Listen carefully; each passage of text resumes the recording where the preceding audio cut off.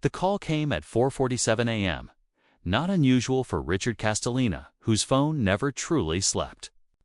But this time, it was the headmistress herself, not an assistant, not a secretary. Her voice was tight, controlled, the kind of calm that comes from years of practice delivering bad news to people who don't want to hear it. "Mr. Castellane, we need to discuss Sophia's continued enrollment." He'd heard versions of this conversation before. 6 schools in 4 years. Each one more prestigious than the last, each one promising they understood children like Sophia. Children of means, children with complex needs. And each one, eventually, admitting defeat. What happened this time? He didn't ask if something happened. With Sophia, something always happened. She locked Ms. Peterson in the supply closet during 3rd period. "When we finally got her out, your daughter was conducting class herself, teaching a rather elaborate lesson on medieval torture devices." Richard closed his eyes. "I'll have my attorney contact you in the morning." "Mr. Castellane, I don't think you understand. We're not asking for a donation or an apology. Sophia needs help we cannot provide. Professional help." He ended the call without responding. Through the floor-to-ceiling windows of his penthouse, the city sprawled below, 1,000 lights marking 1,000 lives simpler than his. He'd built an empire from nothing, conquered markets, outmaneuvered competitors, negotiated deals that made headlines. But his 13-year-old daughter remained the one problem. Money couldn't solve. The agency sent their best. Mrs. Holloway arrived with sterling references, a background in behavioral psychology, and a no-nonsense demeanor that suggested she'd handled far worse than one privileged teenager. She lasted 9 days. Then came Mr. Vincent, who specialized in troubled youth, for days. After him, a rotation of tutors, each one confident they'd be different, each one leaving with the same defeated expression and a check large enough to ensure their silence. Sophia didn't rage or throw tantrums. She was far more calculated than that. She'd wait, watch, identify the precise weakness in each person's armor, then strike with surgical precision. Mrs. Holloway had been afraid of dogs. Sophia had filled her briefcase with realistic rubber spiders and left audio recordings of barking playing in her closet. Mr. Vincent had been vain about his appearance. She'd replaced his hair gel with petroleum jelly the morning of his interview with a private school board. Richard had stopped trying to understand why. Her mother had died when Sophia was 7, an aneurysm, sudden and cruel. He'd thrown himself into work, delegated her care to professionals, assumed love could be expressed through the quality of her caregivers and the size of her trust fund. By the time he realized she needed him, not his money, she'd already built walls too high for him to scale. The school board meeting was scheduled for Monday. Richard had already made calls, explored options in Switzerland, London, anywhere that might take her. But he knew the truth. Geography wouldn't solve this. Nothing would, except the one thing he didn't know how to give. Marcus Webb wasn't supposed to be in the building that Saturday. His shift didn't start until Monday, but the weekend supervisor had called in sick. And the overtime meant he could finally replace Emma's winter coat, the one with the broken zipper she'd been making do with all season. So he'd said yes, packed a lunch, and arrived at Castellane Tower at 6 a.m., keys jangling against his hip. The executive floors were always strange on weekends, empty and echoing, stripped of the usual urgency. He'd been working here for 3 months, kept his head down, did his job well. The pay was good, better than his last 2 positions combined. And the building manager didn't ask questions about gaps in his resume or why a man with an engineering degree was pushing a mop. He was cleaning the conference room on the 47th floor when he heard it. A sound that didn't belong, soft and rhythmic, coming from somewhere down the hall. He followed it to a door marked private, slightly ajar, and through the gap he saw her, a girl maybe 12 or 13, sitting cross-legged on an enormous desk surrounded by papers and files, crying in a way that suggested she'd been at it for hours. Not dramatic, not loud, just a steady stream of tears she wasn't even bothering to wipe away. In her hand, she clutched a photograph too far away for him to see clearly. Marcus knew he should leave. This wasn't his business, wasn't his floor, wasn't his world. But Emma cried like that sometimes when she thought he couldn't hear, when the weight of missing her mother became too much. And he'd learned that the worst thing you could do was pretend you didn't notice. He knocked, soft but clear. "You okay in there?" The girl's head snapped up. Her face transformed instantly, tears vanishing behind a mask of cold indifference. "This is private property. You need to leave." "I work here," Marcus said, staying in the doorway. "Janitor. Night shift, mostly, but I'm covering today." She stared at him, calculating. "If you work here, you know who I am. And if you know who I am, you know you should leave before I have you fired." "I don't know who you are," Marcus said honestly. "But I know what it looks like when someone's hurting. And I know it's worse when you're alone with it." Something flickered across her face, too quick to name. "I'm Sophia Castellane. My father owns this building and about 40 others. So yes, I can have you fired." "Probably," Marcus agreed. "But right now, I'm just a guy who heard someone crying and wanted to make sure they're all right." That's it. No agenda. Sophia's jaw tightened. She was used to people wanting something from her. Praise from her father, money, status, a story to tell. Kindness without transaction didn't compute. "Why do you care?" "I have a daughter," Marcus said. "She's 9. And if she was sitting alone in an empty building on a Saturday morning crying, I'd hope someone would stop and ask if she needed help. I don't need help, okay?" Marcus stepped back. "But if you change your mind, I'll be down the hall. And I make a decent cup of coffee for someone with limited resources." He turned to leave, expecting that to be the end of it. Then her voice, smaller now, almost uncertain. "I don't drink coffee, hot chocolate." A pause. "Maybe." The break room on the 47th floor was obscenely nice for a place where janitors took lunch. Marble counters, espresso machine, floor-to-ceiling windows. Marcus found packets of cocoa mix in a cabinet and heated water in a kettle. That probably cost more than his monthly rent. Sophia appeared in the doorway. Still clutching the photograph, her armor slightly cracked. She sat at the table without being asked, and he slid the mug across to her. "It's my mother," she said, placing the photo face up between them. A woman with Sophia's eyes and a smile that looked effortless. "She died 6 years ago." "I'm sorry," Marcus said, and meant it. Everyone's sorry. No one knows what to do with it. She sipped the chocolate, made a face. "This is terrible." "Yeah, the expensive stuff usually is. Tastes like they extracted all the joy and replaced it with sophistication." The corner of her mouth twitched. Almost a smile. "You talk weird for a janitor. You act weird for a billionaire's daughter. How would you know?"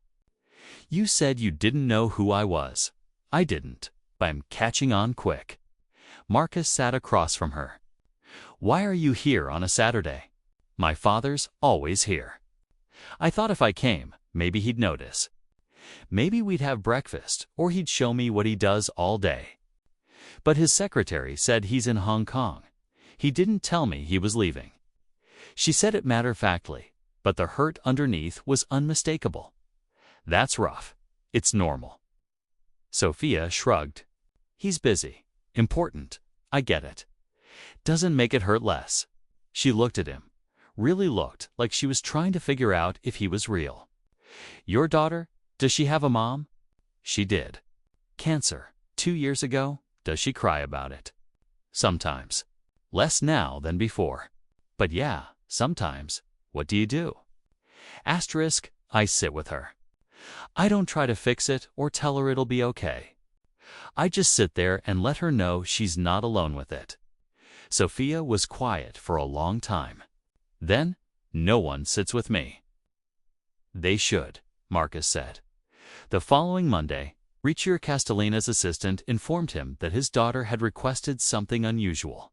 Not a new laptop or a trip or a horse. She wanted Marcus Webb, the weekend janitor, to be her tutor. "Absolutely not," Richard said immediately. "Get me the agency again. Tell them to send their most experienced person. She's refused for tutors this week alone. Mr. Castellane. She says it's Marcus Webb or she won't cooperate with anyone." Richard felt the familiar frustration rising. Another manipulation, another game. But this time, something in him wavered. Sophia rarely asked for anything specific. She destroyed what was given, but never requested alternatives. Fine, but he needs to be vetted. Background check, the works. And I want weekly reports. Marcus learned about the offer from building management. They seemed as confused as he was. "The girl wants you for what now?" "I think she needs a friend more than a tutor," Marcus said. "Can you afford to quit your night job?" The offer came with a salary that made his eyes water. Enough to move Emma to a better school district. Fix the car properly instead of with duct tape and prayer. Enough to stop choosing between groceries and heat. But it meant entering a world he'd deliberately left behind, putting on a tie again, being scrutinized. "I need to think about it," he said. That evening, he explained it to Emma over dinner. Mac and cheese from a box because it was Tuesday and payday wasn't until Friday. "She sounds lonely," Emma said, twirling noodles on her fork. "She's got everything, sweetheart. Big house, fancy school. Okay, you can have everything and still be lonely." That's what Ms. Chen says in group. Emma attended grief counseling on Thursdays, had been since her mother died. Maybe she needs someone who gets it. Gets what? Being sad even when you're not supposed to be. Marcus looked at his daughter, 9 years old and wiser than she should have to be. "You think I should take it?"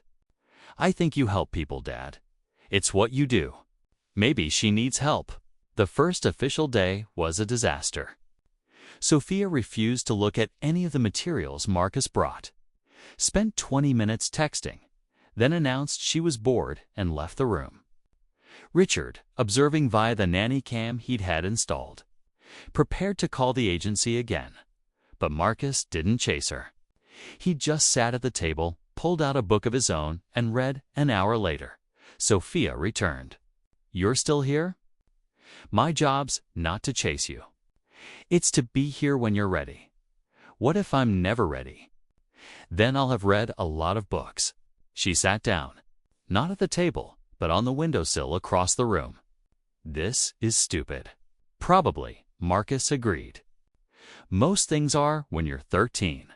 I'm 13 and a half. My apologies. Totally different." That almost smile again. "What are you reading?" "To Kill a Mockingbird." "Ever read it?"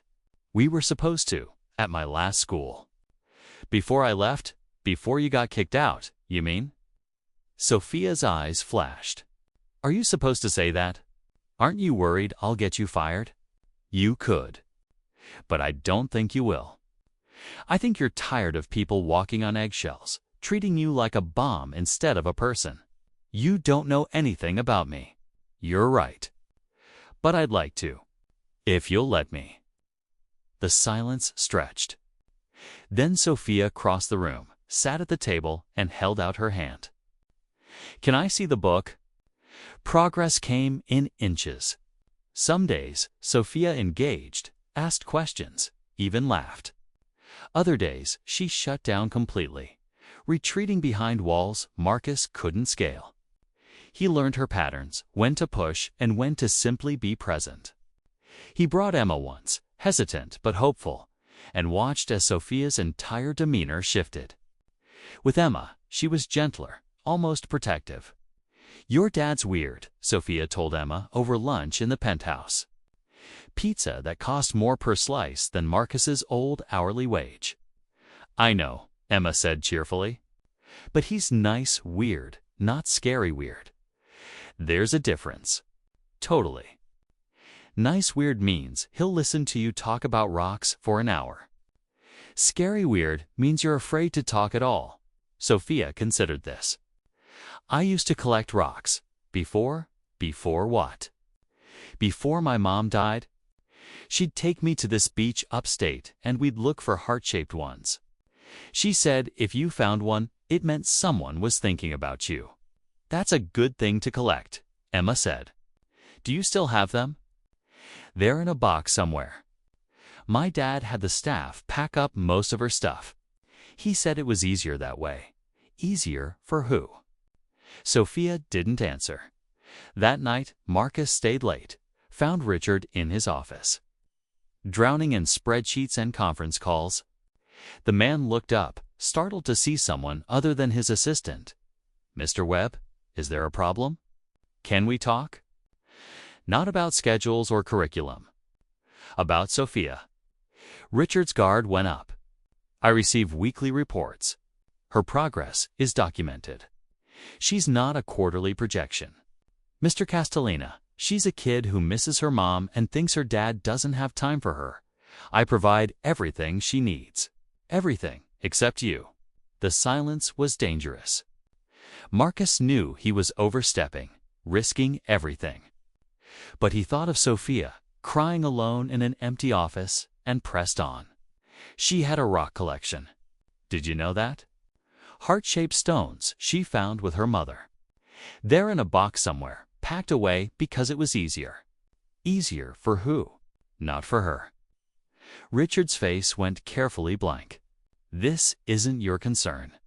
You made it my concern when you hired me. And I'm telling you, whatever school you send her to, whatever tutor you hire, it won't matter if she thinks you've forgotten her mother and moved on without her. I haven't forgotten. The words came out sharp, defensive. Then show her. Be there. Not through assistants or reports or tutors. You, at your tête. The meeting clearly over.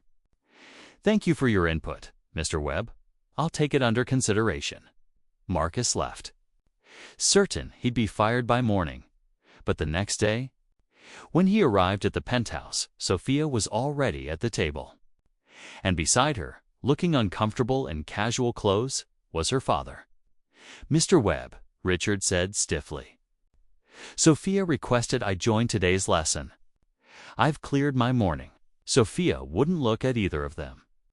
But her fingers drummed nervously on the table. A tell Marcus had learned meant she was hoping for something she was afraid to want.